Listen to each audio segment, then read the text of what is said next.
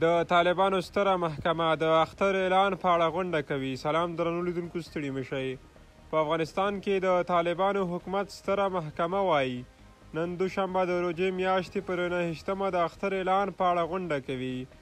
دغې محکمې د یوې خبرپاڼې په خپرولو سره نن ماښام د اختر د میاشت لیدو لپاره د مرکزي کمیټې د ناستې خبر ورکړی دی.